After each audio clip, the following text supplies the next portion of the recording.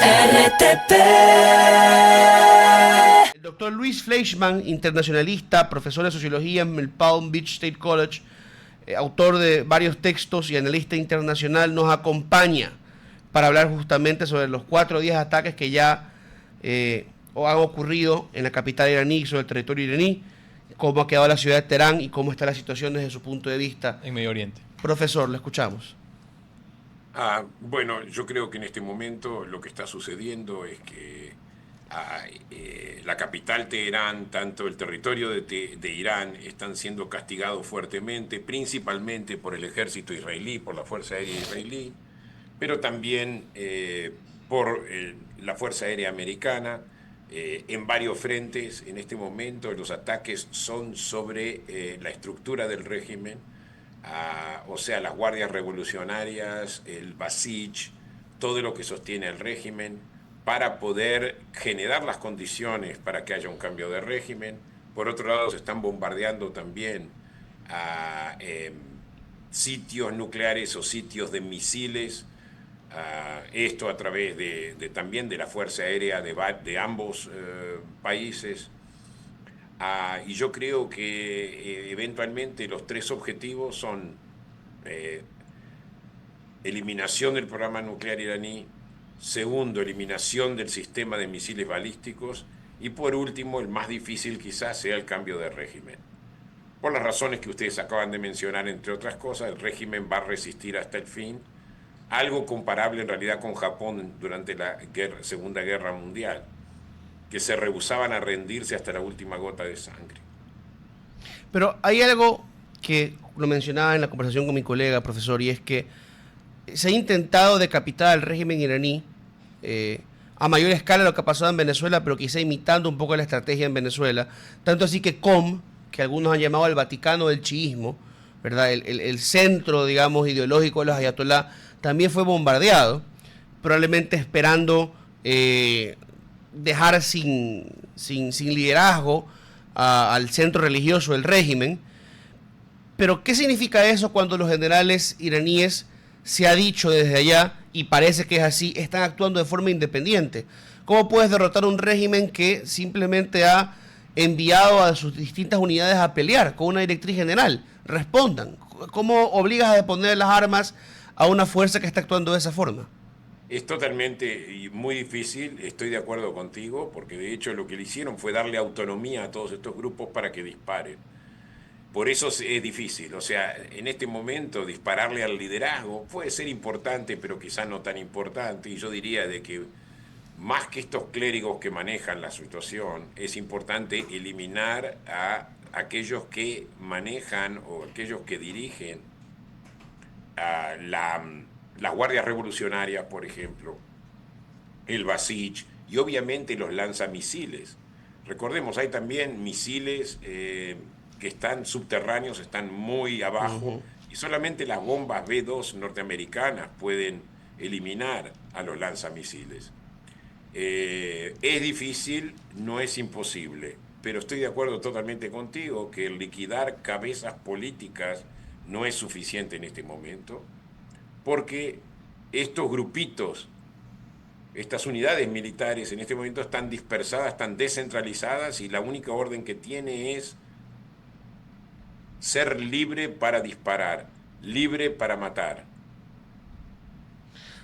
Profesor, bajo ese contexto que estamos dando justamente sobre el conflicto internacional, yo creo que hay una narrativa que se ha marcado, no del todo, no es la predominante, pero sí muchos hablan ya de, algunos hablan de una caída del régimen iraní, otros hablan por lo menos de que existe una ventana justamente para que se dé a posteriori esa caída del régimen iraní.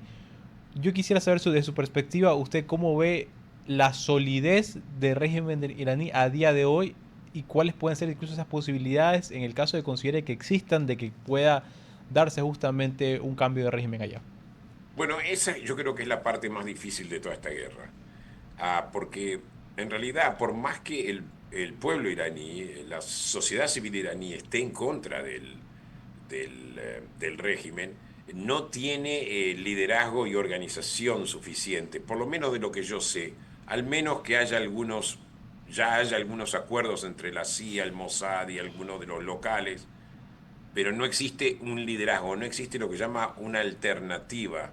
Como existió, por ejemplo, en la época del Shah, cuando el Shah fue depuesto, estaba la alternativa de estos clérigos, ¿no? El ayatollah, incluso estando el ayatollah Khomeini, estando en Francia, había toda una infraestructura para reemplazar al régimen. Acá no hay.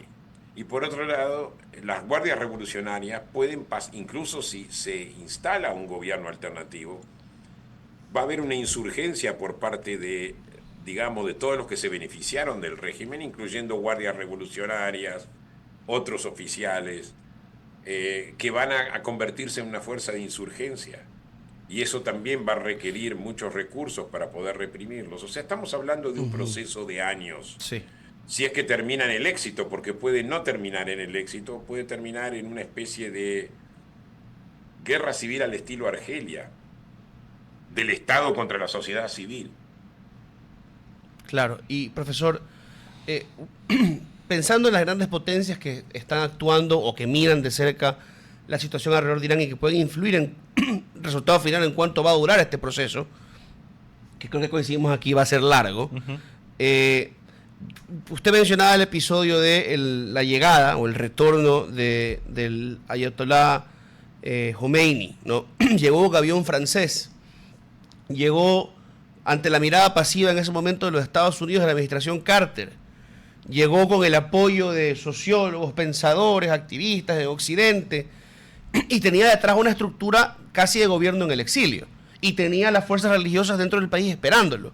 No hay en este momento una figura paralela con un patrocinio de los poderes extranjeros, claro, porque Estados Unidos se ha abstenido de hacer algo así, ni con una sociedad civil realmente organizada esperándolo para recibirlo dentro del país. Pero mi pregunta es, ¿podría esto cambiar en Estados Unidos o podría ser que China, Rusia, las otras potencias intervengan para construir una alternativa deseable para ellos? No, Rusia y China, olvídate, Rusia y China estaban muy cómodos con el régimen de los ayatolás, particularmente porque el régimen de los ayatolás era anti-Estados Unidos. Al ser anti-Estados Unidos, obviamente que Rusia y China le iban a apoyar. Es un problema generar una alternativa, como bien dijiste tú. Y por otro lado, todos esos sociólogos y periodistas que en su momento apoyaron la revolución porque creyeron que era una revolución social y no una revolución reaccionaria como la que es, hoy en día no existen. Hoy en día la gente cuestiona esta guerra. Y hay hasta algunos que se creen que Irán es víctima. O sea, suficiente mirar, por ejemplo, los portavoces de la teología de la liberación en América Latina, que no son los más importantes, pero ven a Irán como una víctima. Esto te doy un ejemplo nomás. Hay otros que también lo ven, hay otros que dicen, sí, Irán es malo, pero... Entonces no hay... se ve más como un manoseo estadounidense. Mirá la reacción de Macron. Macron está totalmente en contra de la guerra y ha llamado a los chinos para ver cómo se puede arreglar y llegar a un cese de Pero fuego. justamente por eso, profesor, le hago esta pregunta que podía parecer rara, ¿no? ¿Por qué China y Rusia? Porque, por un lado, China está más preocupada ahora, creo yo, del flujo del combustible. Se habla en la prensa internacional de que ejerce presión sobre el régimen iraní para que no siga atacando a Qatar, que ha suspendido la producción y envío de gas natural licuado. Y Rusia, finalmente, por ejemplo, aceptó el cambio de régimen en Siria y recibió a al-Shara en Moscú con todos los honores, a pesar de que Assad era, digamos, un vasallo o cliente del Kremlin. Entonces, no habrá la posibilidad de que digan, bueno, ya murió la línea dura, busquemos una alternativa que nos convenga a todos. Eso sería ideal, pero no lo veo. Sería ideal que Rusia ofrezca exilio a las guardias revolucionarias y toda la gente del entourage, como se dice en inglés, o sea, del círculo de los ayatolas. Pero la verdad, no lo veo tanto. O sea, Assad era un cliente mucho más fijo de Rusia.